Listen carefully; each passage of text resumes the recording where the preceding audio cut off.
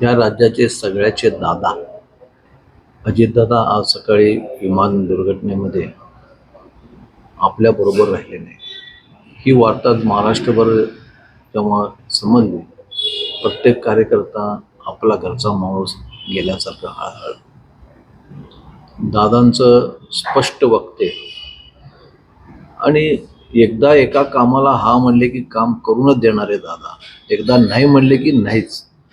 दादाचं कामाची पद्धतच फार वेगळी होती आणि सगळ्याला कोणी गेलं तरी आम्ही कधी टाईम व्हॉट्सअपवरनं कधी टाईम मागितलं त्यांना किंवा मेसेज घालून तर सकाळी 6 वाजता टाईम देत होते.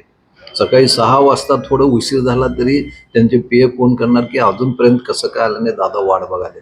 म्हणजे एवढे त्यांच्याकडं कामाचं कुठलाही कार्यकर्ता जाऊ दे त्यांना काम त्यांनी भेटल्याशिवाय राहत नव्हते.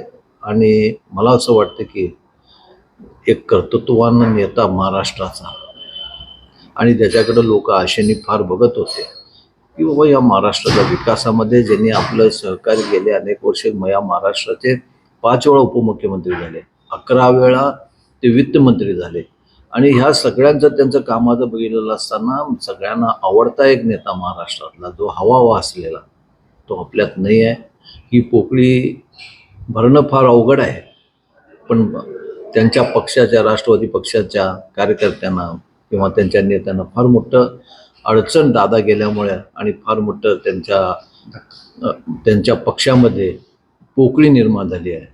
आज ईश्वरचरणी प्रार्थना करतो की ह्या सगळ्यांना शक्ती देऊ आणि दादांना श्रद्धांजली वाहतो.